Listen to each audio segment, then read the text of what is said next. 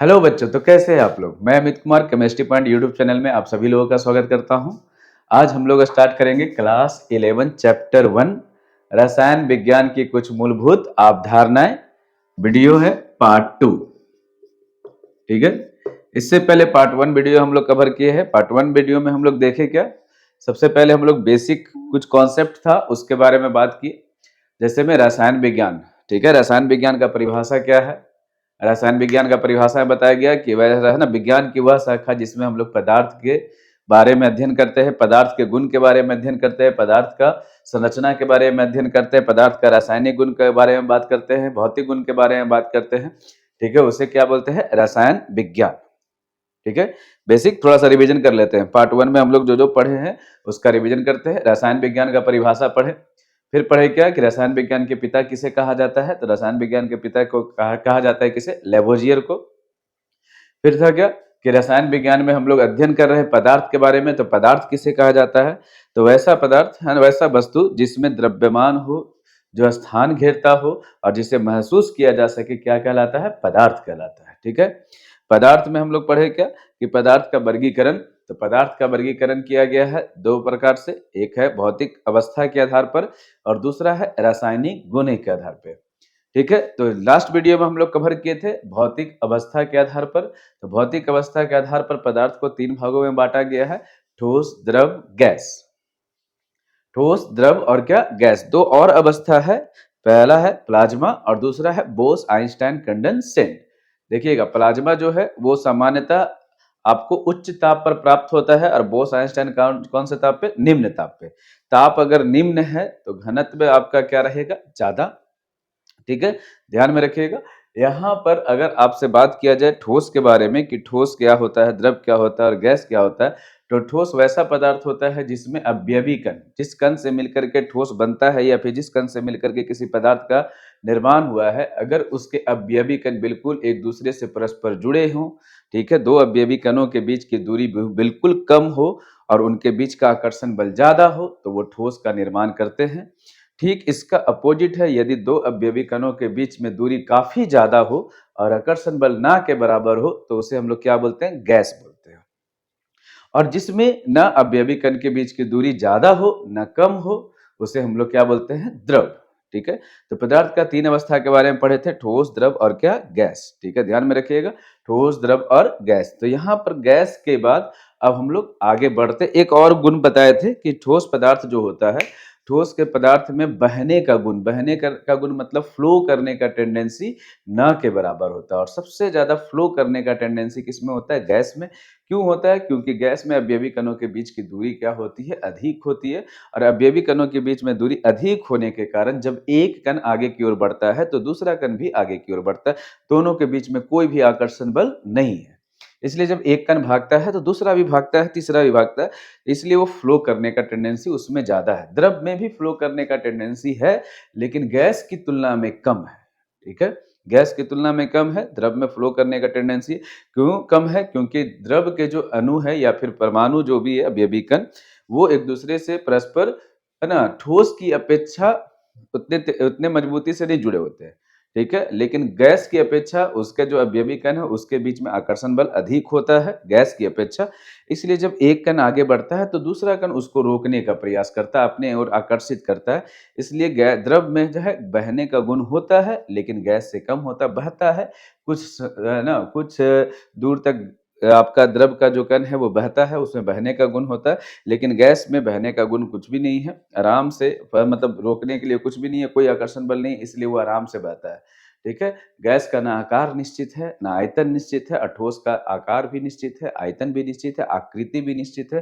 तो जिसका सब कुछ निश्चित वो ठोस, जिसका कुछ भी निश्चित नहीं वो गैस, और जिसमें आयतन निश्चित है वो है द्रव। अब है, लास्ट टाइम में हम लोग पढ़े थे गैस तक। अब एक टर्म है कि गैस और वाष्प में अंतर। आज का टॉपिक है, पहला टॉपिक, गैस तथा वाष्प में अंतर। देखिएगा, आप लोग सुने होंगे गैस है, वाष्प है, गैस क्या है और वाष्प क्या है। ठीक है, तो अगर आपसे बात किया जाए कि सामान्य ताप पर अगर कोई पदार्थ गैसीय अवस्था में पाया जाता है, ठीक है। सामान्य ताप मतलब अगर बात किया जाए तो आपका कमरे का ताप, कमरे का ताप। इस कमरे में अगर कोई पदार्थ गैसीय अवस्था में पाया जा रहा है तो वो गैस है। सामान्य ताप पर अगर पाया जा रहा है गैसीय अवस्था में तो वो गैस ही है। ठीक है। जैसे अगर आपके जो कमरे में है उस कमरे में ऑक्सीजन है, हाइड्रोजन है, बहुत सारा गैस है, कार्बन डाइऑक्साइड है, तो उस रूम टेम्परेचर पर वो गैस अवस्था में मिल रहा है, उसको हम लोग गैस ही बोलेंगे। लेकिन अगर आपके कमरे के ताप पर कोई पदार्थ द्रव अवस्था में हो या फिर कौन से अवस्था में हो, ठोस, जनरली द्रव का बात करेंगे, कमरे के ताप पर द्रव अवस्था में, लेकिन जैसे ही अगर आप इसका तापमान बढ़ाएंगे, मतलब उच्च ताप पर ये आपका किस में कन्वर्ट हो जाए, गैस में, तो ये जो गैस है उसी को हम लोग क्या कहते हैं, वाष्प कहते हैं। जैसे अगर अब बात किया जाए तो आपके रूम में अभी आप रखे हुए हैं ग्लास में जल, ठीक है। तो ये जो जल है ये आपका कौन सा अवस्था में है, द्रव अवस्था में। लेकिन जैसे ही आप इसको तापमान बढ़ाइएगा तो ये जो जल है ये किस में कन्वर्ट हो जाता है, वाष्प में। ठीक है, जल वाष्प भी बोलते हैं इसको। तो सिंपल सा, अगर कोई पदार्थ कमरे के ताप पर द्रव अवस्था में हो और तापमान बढ़ाने पर किस में बदल जाए, गैस में, तो वो क्या कहलाएगा, वाष्प कहलाएगा। लेकिन अगर कोई पदार्थ जो है कमरे के ताप पर गैस ही अवस्था में पाया जाता है तो वो गैस है, सिंपल सा। तो गैस और वाष्प में अंतर सिंपल सा क्या है कि कमरे के ताप पर अगर कोई पदार्थ, जैसे कपूर का बात करते हैं, कपूर जो है कमरे के ताप पर ठोस अवस्था में पाया जाता है, ठीक है, जनरली। लेकिन अगर आप खुला छोड़ दीजिएगा, तापमान बढ़ेगा तो गैस कपूर जो है वो उड़ जाता है, ठीक है ना, वेपराइज्ड हो जाता है, उड़ जाता है ना, तो वो आपका वाष्प में बदल गया। ठीक, जनरली उसको पातन बोलते हैं हिंदी में, जिसमें आपका ठोस डायरेक्ट बदल जाता है किसमें, वाष्प में, या फिर आप बोल सकते हैं ठोस डायरेक्ट बदल जाता है किसमें, गैस में। ये आपका होता है। तो कमरे के ताप पर अगर कोई पदार्थ द्रव अवस्था में है लेकिन तापमान बढ़ाया जाए तो वो द्रव अवस्था से किस में बदल जाए, गैस में, तो उसको क्या बोलेंगे, वाष्प बोलेंगे। ठीक है। अगर परिभाषा का बात किया जाए तो मैं परिभाषा लिख देता हूं अभी आपको।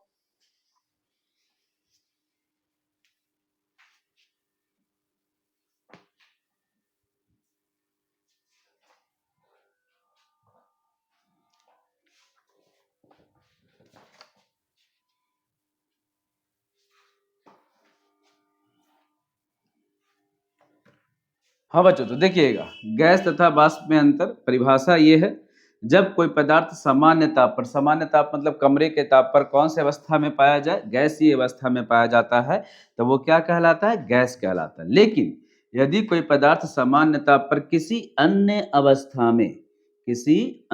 अवस्था में हो और उच्च ताप पर वो कौन सी अवस्था में हो जाए, गैसीय अवस्था में परिवर्तित हो जाए, तो वह पदार्थ क्या कहलाता है, वाष्प कहलाता है।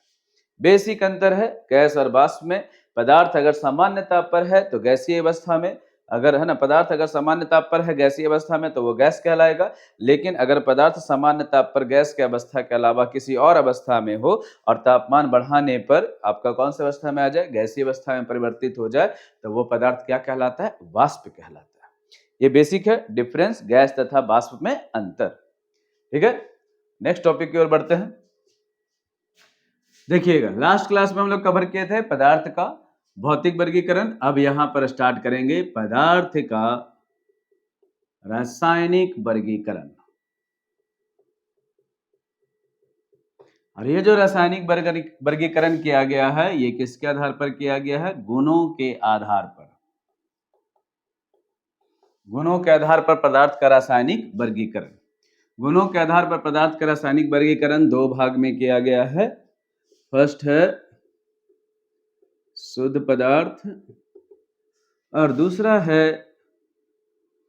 अशुद्ध पदार्थ, है ना। अशुद्ध पदार्थ को ही बोलते हैं क्या, मिश्रण, मिक्सचर। शुद्ध पदार्थ को दो भाग में बांटा गया है, एक है तत्व, दूसरा यौगिक। और अशुद्ध पदार्थ मतलब मिश्रण को भी दो भाग में बांटा गया है, एक है समांगी मिश्रण और दूसरा है विसमांगी। बहुत लोग असमांगी भी बोलते हैं। तो ये है आपका वर्गीकरण, पदार्थ का रासायनिक वर्गीकरण उसके गुण के आधार पर दो भाग में किया गया है। एक है प्योर और दूसरा है इम्प्योर। एक है शुद्ध पदार्थ, दूसरा अशुद्ध पदार्थ। अशुद्ध पदार्थ का एक और नाम है क्या? मिश्रण। शुद्ध पदार्थ को दो भाग में बांटा गया है, एक है तत्व, दूसरा यौगिक। और अशुद्ध पदार्थ मतलब मिश्रण को भी दो भाग में बांटे हैं, एक है समांगी और दूसरा विसमांगी। तो जनरली ये वर्गीकरण है, एक एक करके हम आपको पढ़ते हैं। पहला वर्गीकरण करेंगे शुद्ध पदार्थ का, फिर बाद में करेंगे अशुद्ध पदार्थ का। शुद्ध पदार्थ में पहले तत्व और फिर बाद में यौगिक। ठीक है, हेडिंग लगा लीजिएगा, पदार्थों का रासायनिक वर्गीकरण।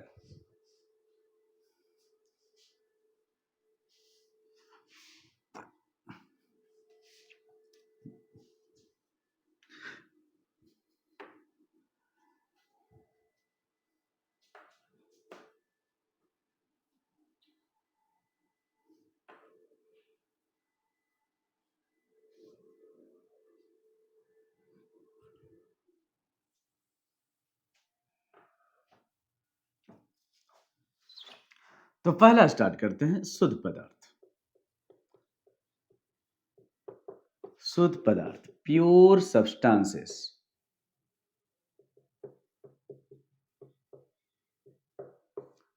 पहले बेसिक चीज बताते हैं, शुद्ध पदार्थ क्या है? वो रहे एक ऐसा पदार्थ जो एक ही प्रकार के कण से मिलकर के बना हो। ठीक है, एक ही प्रकार के कण से मिलकर के बना हो, वैसा पदार्थ को हम लोग कौन सा पदार्थ बोलते हैं? शुद्ध पदार्थ। एक ही प्रकार के कण से मिलकर बना हो, इसका मतलब उसमें किसी भी प्रकार की अशुद्धि ना हो या फिर किसी भी प्रकार का मिलावट ना हो, उसको कौन सा पदार्थ बोलते हैं? शुद्ध पदार्थ।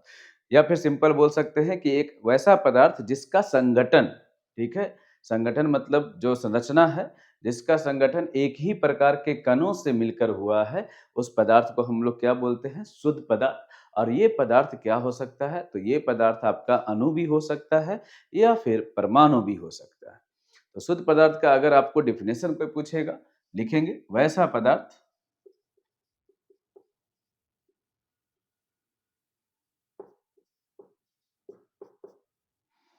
जिनके प्रत्येक भाग का संगठन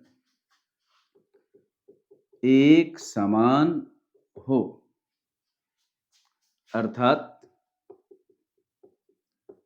वैसा पदार्थ जो एक ही प्रकार के कणों से मिलकर बना हो या वैसा पदार्थ जिसमें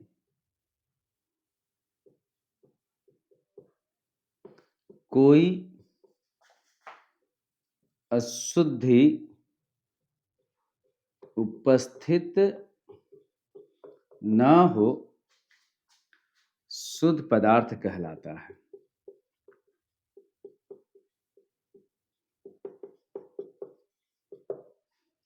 शुद्ध पदार्थ कहलाता है। ये पदार्थ अणु या परमाणु हो सकते हैं। अणु या परमाणु दोनों में से कोई भी हो सकता है। तो ये आपका शुद्ध पदार्थ का डेफिनेशन है। एक वैसा पदार्थ जिनके प्रत्येक भाग का संगठन क्या हो? एक समान हो, या फिर एक ऐसा पदार्थ जो एक ही प्रकार के कणों से मिलकर बना हो, या फिर वैसा पदार्थ जिसमें कोई अशुद्धि उपस्थित ना हो, क्या कहलाता है? शुद्ध पदार्थ कहलाता है। शुद्ध पदार्थ आपका अणु भी हो सकता है या फिर क्या हो सकते हैं? परमाणु हो सकते हैं। तो ये आपका बेसिक डेफिनेशन है शुद्ध पदार्थ का, लिख लीजिए। ठीक है, ये आपका शुद्ध पदार्थ है। शुद्ध पदार्थ को दो भागों में बांटा गया है। फर्स्ट है तत्व। देखिए, शुद्ध पदार्थ को दो भागों में बांटा गया है। फर्स्ट है तत्व और दूसरा है यौगिक। अभी हम लोग बात करते हैं तत्व का। तत्व मतलब एलिमेंट्स। तत्व के बारे में बोल रहा है। तत्व वे शुद्ध पदार्थ हैं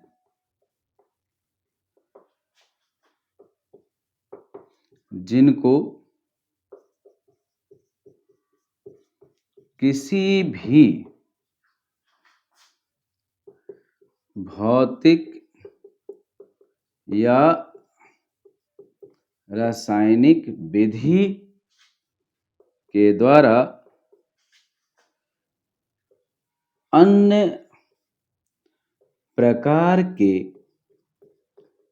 तत्वों से अन्य प्रकार के तत्वों की जगह कर सकते हैं अन्य प्रकार के पदार्थों से प्राप्त नहीं किया जा सकता। बोल रहा है तत्व क्या है? तो तत्व एक वैसा शुद्ध पदार्थ है जिसको आप सोचिएगा किसी अन्य पदार्थ से वो तत्व हम प्राप्त कर ले तो ये संभव नहीं है। जैसे अगर हम बात करें कार्बन का, तो अगर आप चाहते हैं कि कार्बन जो है शुद्ध कार्बन, प्योर कार्बन, उसको हम किसी और प्रकार के पदार्थ से हम प्राप्त करें, पदार्थ मतलब किसी प्रकार के तत्व से, अन्य प्रकार के तत्व से, मतलब अगर हम सोचे कि ऑक्सीजन से कार्बन बना ले या फिर हम नाइट्रोजन से कार्बन बना ले या फिर सोडियम से कार्बन बना ले, किसी भी एक प्रकार के तत्व से दूसरे प्रकार का तत्व का निर्माण कर ले, तो ये संभव नहीं है। ठीक है, वह शुद्ध पदार्थ है, तत्व शुद्ध पदार्थ है जिसको आप किसी भी दूसरे तत्व से या तो भौतिक विधि या रासायनिक विधि के द्वारा आप प्राप्त नहीं कर सकते, ये अपना ही प्रकार के तत्व से प्राप्त होगा।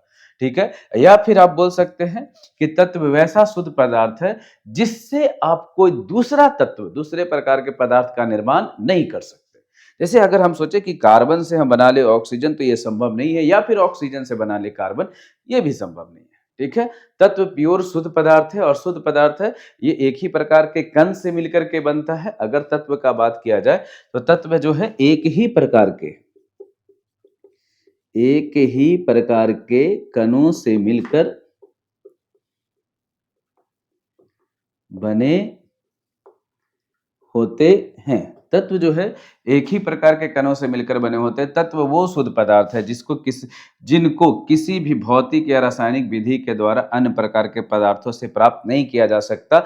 जैसे में एग्जाम्पल हम ले रहे हैं कि अगर हमको चाहिए ऑक्सीजन, तो ऑक्सीजन को हम सिर्फ और सिर्फ ऑक्सीजन के कण से ही प्राप्त कर सकते हैं, ना कि किसी और प्रकार के तत्व से प्राप्त कर सकते हैं, ना कि किसी कार्बन से प्राप्त कर सकते हैं, ना ही किसी सोडियम से, ना ही किसी नाइट्रोजन से। अगर ऑक्सीजन प्राप्त करना है तो ऑक्सीजन के ही कण से हम ऑक्सीजन प्राप्त कर सकते हैं, और या फिर ऑक्सीजन से अगर हमको कार्बन बनाना है तो ये संभव नहीं है, या फिर कार्बन से ऑक्सीजन बनाना है, ये संभव नहीं है।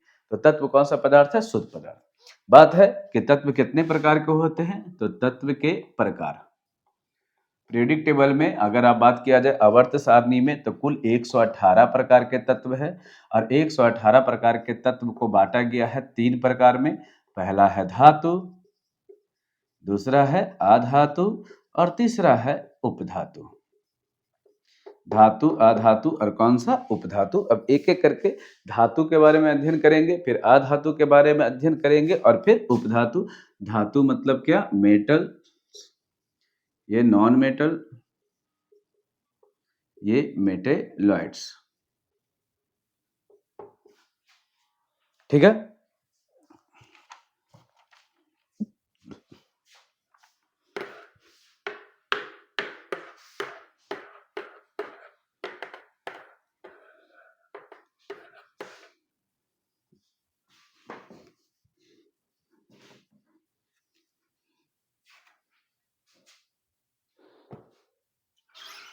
सबसे पहले बात करते हैं धातु के बारे में, मेटल्स के बारे में।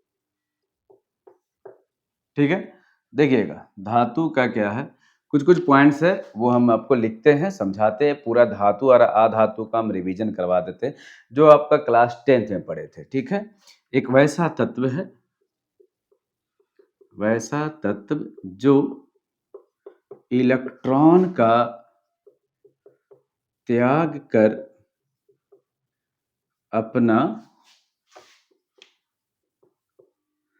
अस्थायित्व प्राप्त करता है,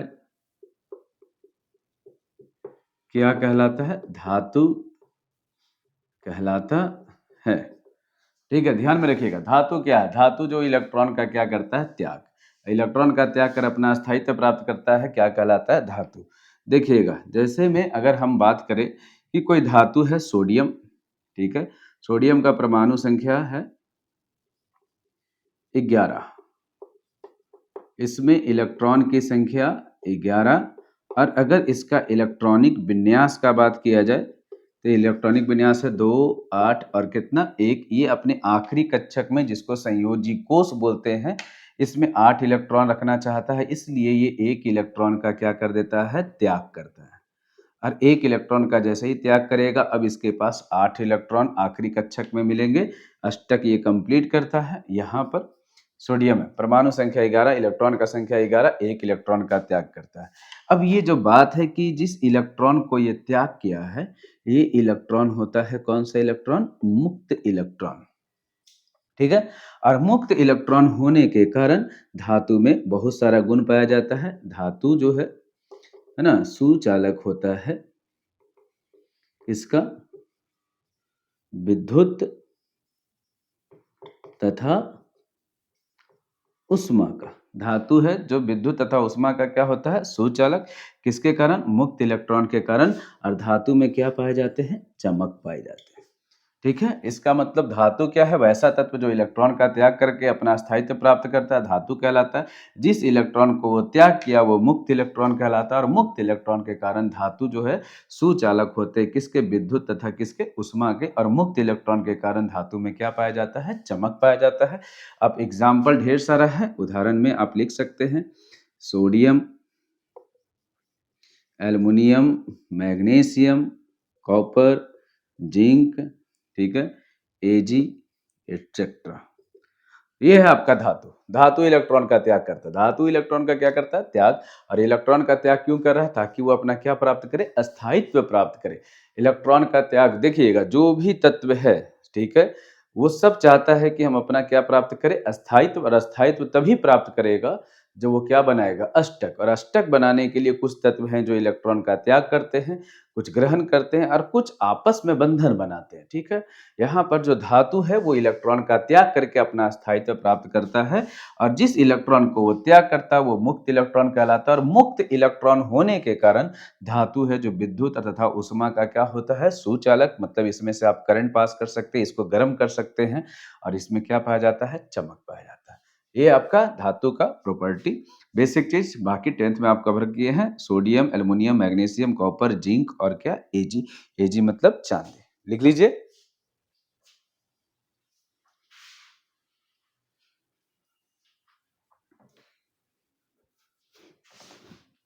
देखिए, रिवीजन करते रहिएगा, कॉपी में लिखा कीजिए। जिनका छूट गया है, जो क्लास में अटेंड नहीं कर पाए हैं, वो कॉपी में लिखा कीजिए, कॉपी में नोट्स कीजिए। नोट्स आपका सबसे अच्छा है, उसी को रिवीजन कीजिए। हाथ से खुद से लिखा हुआ नोट सबसे बढ़िया होता है। अधातु, अधातु मतलब नॉन मेटल। बात है वैसे तत्व जो इलेक्ट्रॉन का क्या करते हैं? ग्रहण कर अपना अस्थायित्व प्राप्त करते हैं। देखिएगा, ऐसा नहीं है कि सारा अधातु इलेक्ट्रॉन का ग्रहण करता है, लेकिन सामान्यतः जो ऐसे तत्व जो इलेक्ट्रॉन का ग्रहण कर सामान्यतः अपना स्थायित्व प्राप्त करते हैं, क्या कहलाते हैं? अधातु कहलाते हैं। मेनली रूप से अधातु का एग्जाम्पल यही है, परिभाषा यही है, इलेक्ट्रॉन का ग्रहण करके अपना स्थायित्व प्राप्त करता है। इसमें अगर बात किया जाए कोई भी कि ये अपना इलेक्ट्रॉन क्यों त्याग करता है या फिर क्यों ग्रहण करता है, अधातु इलेक्ट्रॉन क्यों ग्रहण करता है, तो एग्जाम्पल में लिया जाए क्लोरीन। क्लोरीन का एटॉमिक नंबर कितना? 17, 2, 8 और क्या? 7। इसके संयोजी कोष में कितने इलेक्ट्रॉन हैं? ये जो संयोजी कोष है इसमें 7 इलेक्ट्रॉन है, और इसको 1 इलेक्ट्रॉन चाहिए, इसलिए ये 1 इलेक्ट्रॉन क्या करता है? ग्रहण करता है। और 1 इलेक्ट्रॉन ग्रहण करने के बाद ये अपने अस्थायित्व को क्या करता है? प्राप्त करता है। और वैसे पदार्थ क्या कहलाते हैं? अधातु कहलाते हैं। इसमें एग्जाम्पल में अगर बात किया जाए तो ढेर सारा है। कुछ अधातु इलेक्ट्रॉन का ग्रहण करता है, कुछ अधातु इलेक्ट्रॉन का ग्रहण नहीं करता है। अस्थायित्व प्राप्त करने के लिए किसी के साथ बंधन बनाता है। तो बंधन बनाने वाले में अगर आप बात किया जाए तो बंधन बनाने में सबसे आगे कार्बन है। याद रखिएगा, कार्बन जो है अधातु। दूसरा, अगर स्थायी इलेक्ट्रॉन त्याग या ग्रहण करने वाला बात किया जाए तो बहुत सारा है, ऑक्सीजन है, नाइट्रोजन है, फ्लोरीन है, क्लोरीन है, ब्रोमीन है। ये सब जो है आपका इलेक्ट्रॉन का ग्रहण करता है। फास्फोरस है, सल्फर है, एटसेट्रा, ये सब आधातु है जो इलेक्ट्रॉन का ग्रहण करके अपना अस्थायित्व प्राप्त करता है, अपना अष्टक बनाता है। अष्टक बनाने के लिए इलेक्ट्रॉन का ग्रहण करता है। आधातु का गुण बहुत सारा है। आधातु में मुक्त इलेक्ट्रॉन नहीं पाया जाता है और मुक्त इलेक्ट्रॉन नहीं पाए जाने के कारण आधातु में चमक नहीं होता है। ठीक है। आधातु विद्युत तथा उष्मा का क्या होता है? कुचालक। आधातु जो है कुचालक है। किसका? विद्युत तथा किसका? उष्मा का। विद्युत तथा उष्मा का क्या है? कुचालक। और है ना, ध्यान में रखिएगा। और इसमें मुक्त इलेक्ट्रॉन नहीं पाया जाता है, इसलिए इसमें चमक नहीं पाया जाता है, नहीं पाया जाता है। लेकिन कुछ अपवाद है, जैसे में अगर हम बात किया जाए ग्रेफाइट। इसका बात किया जाए ग्रेफाइट। ग्रेफाइट के बारे में बात करते हैं। ग्रेफाइट का है कि ग्रेफाइट के संरचना में, ग्रेफाइट का जब संरचना होता है तो एक कार्बन से 3 कार्बन जुड़े होते हैं और सामान्यतः कार्बन 4 बंधन बनाता है, जिसमें कार्बन का एक बंधन जो है, मतलब एक इलेक्ट्रॉन जो है, वो कौन सा इलेक्ट्रॉन पाया जाता है? मुक्त इलेक्ट्रॉन। और मुक्त इलेक्ट्रॉन के कारण, ठीक है, मुक्त इलेक्ट्रॉन, ये अपवाद में आपका आएगा। ग्रेफाइट जो है अपवाद है। मुक्त इलेक्ट्रॉन, ग्रेफाइट में कौन सा इलेक्ट्रॉन पाया जाता है? मुक्त इलेक्ट्रॉन। और मुक्त इलेक्ट्रॉन के कारण ग्रेफाइट विद्युत तथा उष्मा दोनों का क्या होता है? कुचालक होता है। लिख लीजिए, फिर से एक बार बता देते हैं। अधातु क्या है? वैसा तत्व जो इलेक्ट्रॉन का ग्रहण करता है अपना स्थायित्व प्राप्त करने के लिए। जिस इलेक्ट्रॉन को ग्रहण किया है उसी को चार्ज लगता है, इसके ऊपर आपका ऋण आवेश लगता है। कुछ एग्जाम्पल है, कुछ अधातु ऐसे हैं जो बंधन बनाते हैं दूसरे प्रकार के तत्व से मिलकर के अष्टक पूरा करने के लिए, और बाकी जो है आपका इलेक्ट्रॉन का त्याग भी करते, इलेक्ट्रॉन का ग्रहण भी करते हैं और किसी और के साथ बंधन ही बनाते हैं। जैसे में ऑक्सीजन है, nitrogen, fluorine, chlorine, bromine, phosphorus और क्या? सल्फर। सामान्यतः आधातु विद्युत के तथा उष्मा के क्या होते हैं? कुचालक। और आधातु में चमक नहीं पाया जाता है। लेकिन एक अपवाद है, किसका? ग्रेफाइट का। ग्रेफाइट में पाया जाता है मुक्त इलेक्ट्रॉन, और मुक्त इलेक्ट्रॉन के कारण इसमें चमक भी होता है, और ये विद्युत तथा उष्मा का क्या होता है? कुचालक। लिख लीजिए। चलिए, तीसरा है उपधातु। उपधातु मतलब मेटेलाइट्स। ठीक है। आपका बात करते हैं उपधातु। ठीक है। वैसे तत्व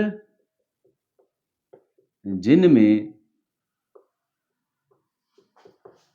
धातु तथा अधातु, वैसे तत्व जिनमें धातु तथा अधातु दोनों के गुण पाए जाते हैं, क्या कहलाते हैं? उपधातु। कुछ लोग ऐसे भी बोलते हैं, वैसे तत्व जिनका गुण धातु तथा अधातु के मध्य का होता है, उपधातु कहलाते हैं। वैसे तत्व जिनमें धातु तथा अधातु दोनों के गुण पाए जाते हैं, या फिर वैसा तत्व जिनका गुण धातु तथा अधातु के गुणों के मध्य होता है, धातु तथा अधातु के गुणों के मध्य होता है, के मध्य का होता है, क्या कहलाता है? उपधातु। उपधातु में आपका एग्जाम्पल अगर बात किया जाए तो बोरॉन है, आर्सेनिक है, सिलिकॉन है, जर्मेनियम है, आपका, है ना, एंटीमनी है, और एंटीमनी, और जो भी आप देखेंगे टेलुरियम है, पोलेनियम है, एटसेट्रा। 3 3 6 1 7 7 हो गया। ये आपका पूरा का पूरा ये उपधातु का एग्जाम्पल है। उपधातु boron, arsenic, silicon, germanium, antimony, tellurium और कौन सा? पोलेनियम। ये याद रखिएगा। उपधातु, उपधातु का क्या है कि उपधातु से आप बना सकते हैं, इसका उपयोग मिश्र धातु बनाने में। मिश्र धातु मतलब एलॉय, मिक्सचर, किसी धातु के साथ मिला करके इसको हम लोग बनाते हैं। इसका उपयोग मिश्र धातु बनाने में किया जाता है। बहुत सारा है इसका उपयोग। इसका उपयोग आप इलेक्ट्रॉनिक सामान में किया जाता है, इलेक्ट्रॉनिक सामान बनाने में आपका किया जाता है। जैसे अगर आपसे बात किया जाए सिलिकॉन, सिलिकॉन का इस्तेमाल करते हैं हम लोग ट्रांजिस्टर बनाने में, ठीक है। सिलिकॉन का इस्तेमाल करते हैं ट्रांजिस्टर बनाने में, ट्रांजिस्टर के निर्माण में सिलिकॉन का इस्तेमाल करते हैं।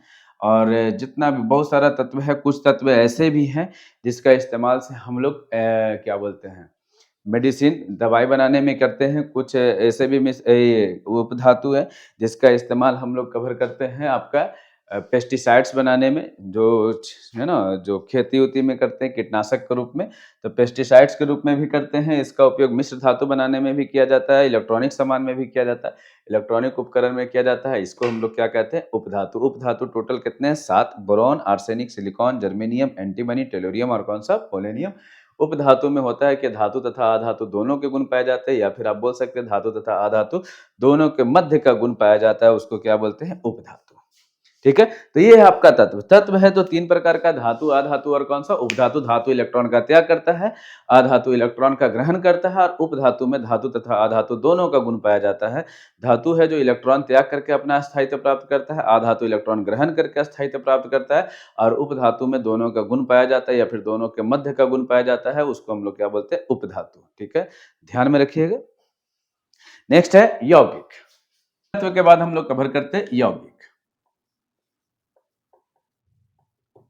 यौगिक को बोलते हैं कंपाउंड।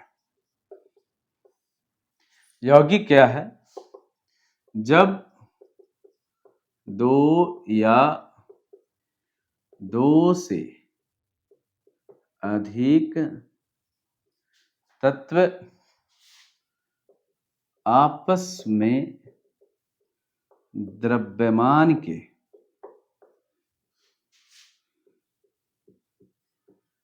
निश्चित अनुपात में संयोग करते हैं तो यौगिक का निर्माण करते हैं। हो रहा है, दो या दो से अधिक तत्व आपस में द्रव्यमान के निश्चित अनुपात, ठीक है, अनुपात किसका, द्रव्यमान के निश्चित अनुपात में क्या करते हैं, संयोग करते हैं तो यौगिक का निर्माण करते हैं। ठीक है, इसमें होता क्या है, जब तत्व, दो तत्व आपस में मिलकर के यौगिक का निर्माण करते हैं तो तत्व अपना गुण खो भी सकता है। ठीक है, ऐसा नहीं कि जिस तत्व से मिलकर के आप पदार्थ बना रहे हैं, यौगिक बना रहे हैं, उस तत्व का गुण उस यौगिक में मौजूद हो, ऐसा नहीं हो सकता। ठीक है, हो भी सकता है, नहीं भी हो सकता, लेकिन मैक्सिमम चांस है कि आपका जिस तत्व से मिलकर के यौगिक का निर्माण हुआ, उस तत्व का गुण उस यौगिक में मौजूद ना हो। लिख सकते हैं, जिस तत्व से मिलकर यौगिक का निर्माण होता है, उस तत्व के गुण यौगिक में नहीं भी पाए जा सकते हैं। ठीक है, सामान्यतः नहीं ही होता है, जनरली याद रखिएगा। ठीक है, इसका अगर एग्जाम्पल पे बात करें तो सिंपल, यहाँ पे एग्जाम्पल अगर बात करें तो H2 गैस, ठीक है, प्लस क्या, O2 गैस, ये मिल करके बना रहा है क्या, H2O क्या, लिक्विड। बैलेंस अगर किया जाए तो बैलेंस करने के लिए यहाँ 2 लगाएं, यहाँ पर आपका क्या लगाइएगा, 2। तो ये जो है, यहाँ पर हाइड्रोजन गैस है, ऑक्सीजन गैस है, ये दोनों गैस है और दोनों मिल करके निर्माण किया है किसका, H2O का, जो लिक्विड है। ठीक है, हाइड्रोजन गैस, ऑक्सीजन गैस और ये जल है। हाइड्रोजन गैस क्या होता है, ज्वलनशील होता है, इसमें आप आग लगा सकते हैं। ऑक्सीजन जो है ये जलने में सहायक होता है, दहन की प्रक्रिया में ये आपका क्या करता है, सहायक है, जलाने का काम करता है। और ये आपका जो है, ये आग बुझाने वाला काम करता है, आग बुझाने का कार्य करता है। ठीक है, H2O जलने का काम करता है, ये जलाने का काम करता है, और ये आग बुझाने का कार्य करता है। इसका मतलब इसका गुण और इसका गुण बिल्कुल अलग है, किससे, H2O से। तो जिस तत्व से मिलकर के आपका यौगिक का निर्माण हुआ है, उस तत्व का गुण उस यौगिक में मौजूद नहीं है।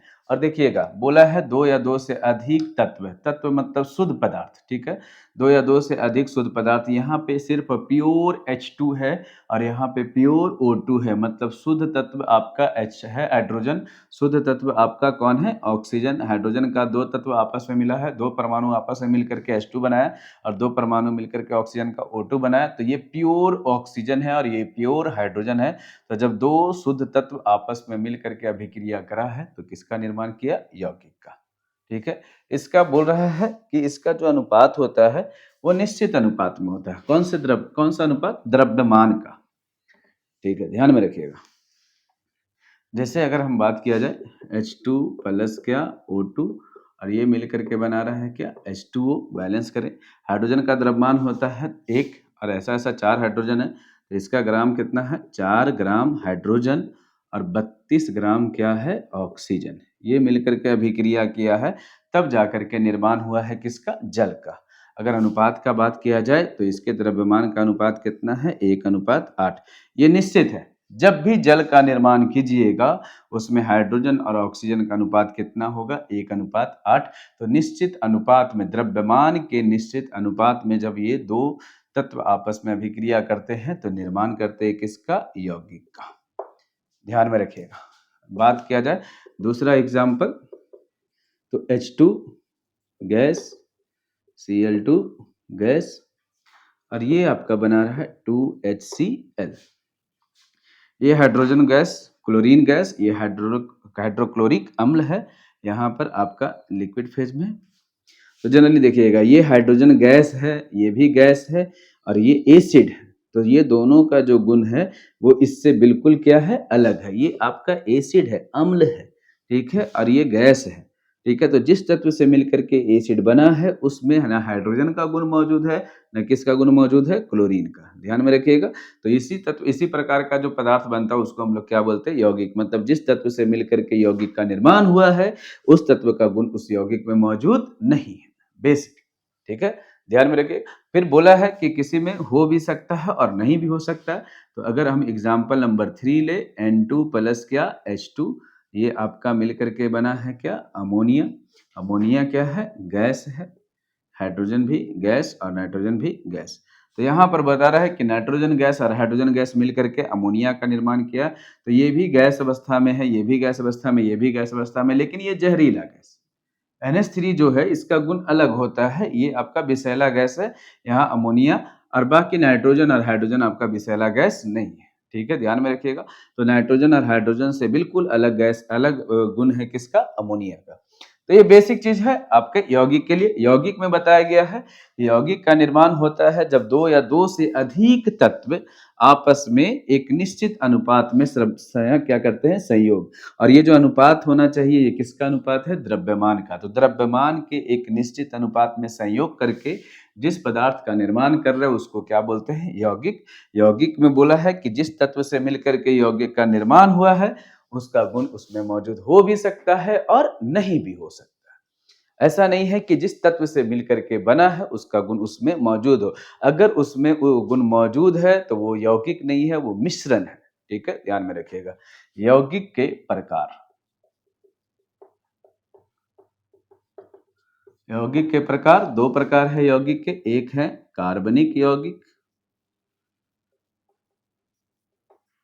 जिसको बोलते हैं ऑर्गेनिक कंपाउंड,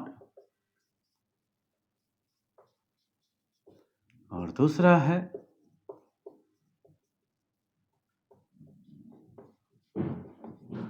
अकार्बनिक,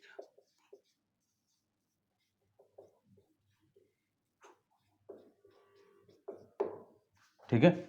यौगिक के प्रकार, तो यौगिक के कितने प्रकार हैं, दो प्रकार, एक है कार्बनिक यौगिक, दूसरा है अकार्बनिक यौगिक। फर्स्ट बात करते हैं कार्बनिक यौगिक के बारे में, ठीक है। कुछ बेसिक पॉइंट है इसको कवर करते हैं। कार्बनिक यौगिक में क्या है कि एक ऐसा यौगिक जिसमें कार्बन और हाइड्रोजन के बीच में बंधन हो, मतलब कार्बन और हाइड्रोजन साथ साथ दिखे, वो कौन सा यौगिक होता है, कार्बनिक यौगिक। और कार्बन और हाइड्रोजन जब साथ में बंधन बनाता है तो इसमें कौन सा बंधन का निर्माण करता है, ये सहसंयोजक, ठीक है, सहसंयोजक, कार्बनिक यौगिक सहसंयोजक बंधन बनाते हैं। कार्बनिक यौगिक में कार्बन और हाइड्रोजन के बीच में बंधन पाया जाता है और कार्बनिक यौगिक कार्बन होने के कारण ये जल में घुलनशील नहीं है। ठीक है, ये जल में अघुलनशील है। अघुलनशील है किसमें? जल में।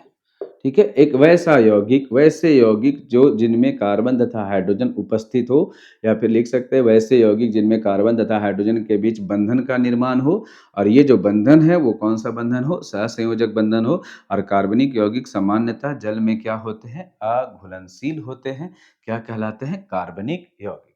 ठीक है, दूसरा है अकार्बनिक यौगिक।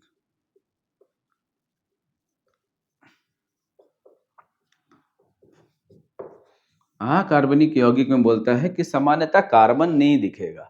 आपका कार्बन दिखेगा तो हाइड्रोजन नहीं होगा कार्बन के साथ, अगर हाइड्रोजन दिखेगा तो कार्बन नहीं होगा।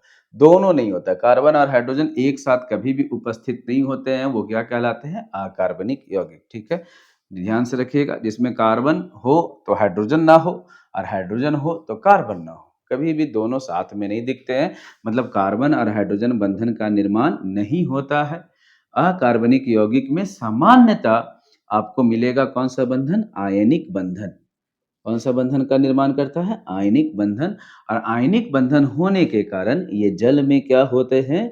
घुलनशील। जल में क्या होते हैं? घुलनशील। अकार्बनिक यौगिक जल में घुलनशील होते हैं और कार्बनिक यौगिक जल में घुलनशील नहीं होते हैं। ठीक है, बेसिक चीज है कार्बनिक यौगिक का और अकार्बनिक यौगिक का। एग्जाम्पल अगर देखिएगा तो कार्बन और हाइड्रोजन जो भी है वो सब आपका कार्बनिक यौगिक है। एग्जाम्पल में अगर बात करें तो CH4 मीथेन गैस है, बेंजीन C6H6 है। ये सब जो आपका कार्बनिक यौगिक है। अकार्बनिक यौगिक का अगर एग्जाम्पल का बात किया जाए तो NH3 अमोनिया है, CO2 कार्बन डाइऑक्साइड है, याद रखिएगा कार्बन डाइऑक्साइड भी है। इस हिसाब से आपका H2O है। ये सब आपका अकार्बनिक यौगिक, जिसमें कार्बन और हाइड्रोजन साथ साथ नहीं है। कार्बन के साथ ऑक्सीजन हो सकता है लेकिन हाइड्रोजन नहीं होगा।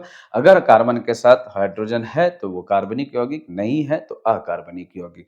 ठीक है, कार्बनिक यौगिक होगा तो सहसंयोजक बंधन का निर्माण करेगा, कार्बनिक होगा तो जल में अघुलनशील होगा, और अकार्बनिक होगा तो सामान्यतः आपका आयनिक बंधन का निर्माण करेगा, और अकार्बनिक होगा तो जल में क्या होगा? घुलनशील होगा।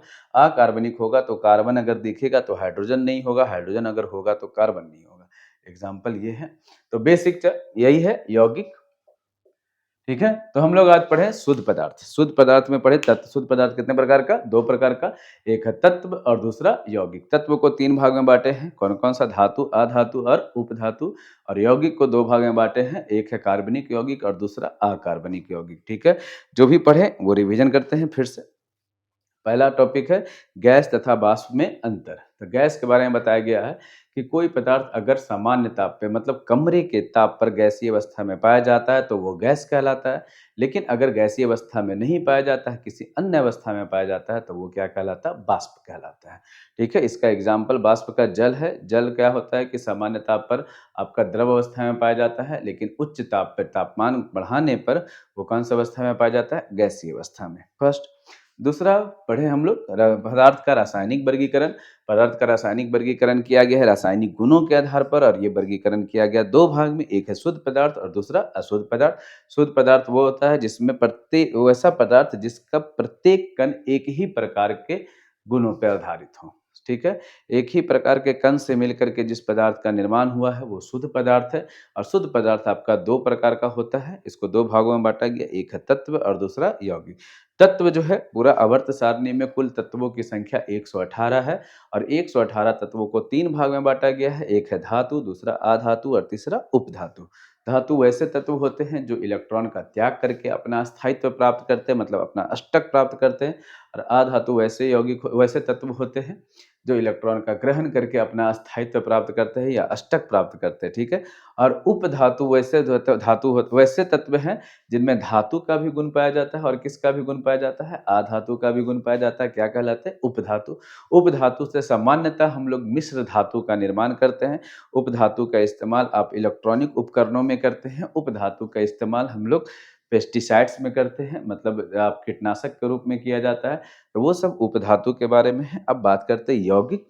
तो जब 2 तत्व, 2 शुद्ध तत्व आपस में मिल करके, है ना, एक निश्चित अनुपात में, और ये अनुपात होना चाहिए द्रव्यमान का अनुपात, द्रव्यमान के एक निश्चित अनुपात में किसी पदार्थ का निर्माण करते हैं, तो वो पदार्थ क्या कहलाता है? यौगिक कहलाता है। ठीक है? और यौगिक कितने प्रकार का होता है? 2 प्रकार का। एक होता है कार्बनिक यौगिक, दूसरा अकार्बनिक यौगिक। यौगिक में होता है क्या कि जिस तत्व से मिलकर के यौगिक का निर्माण हुआ है, उस तत्व का गुण उस यौगिक में मौजूद हो भी सकता है, नहीं भी हो सकता है। ठीक है? कार्बनिक यौगिक में होता है क्या है कि कार्बन के साथ-साथ आपको दिखेगा हाइड्रोजन, और कार्बन और हाइड्रोजन आपस में बंधन बनाएगा।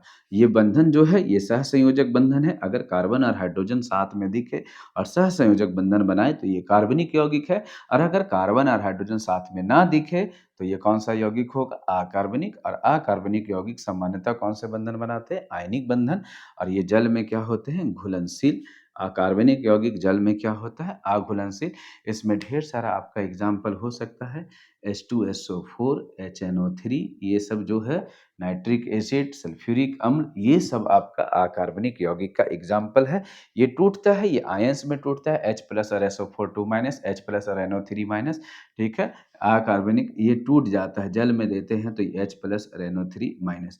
तो ये जो बंधन बन रहा है, ये आपका, है ना, आयनिक बंधन से बन रहा है। तो आयनिक बंधन जिसमें हो वो अकार्बनिक, जिसमें सहसंयोजक बंधन हो वो कार्बनिक। ठीक है? तो अभी यहीं रहने देते हैं। नेक्स्ट क्लास में हम लोग पढ़ेंगे आपका अशुद्ध धातु। अशुद्ध धातु मतलब मिश्रण के बारे में पढ़ेंगे, और मिश्रण के बारे में पढ़ेंगे, मिश्रण कितने प्रकार का होता है, मिश्रण का, है ना, मिश्रण में कौन-सा गुण पाया जाता है, कौन-सा गुण नहीं पाया जाता है। समांगी मिश्रण 2 प्रकार के कौन-कौन से हैं, समांगी, विसमांगी के बारे में बात करेंगे।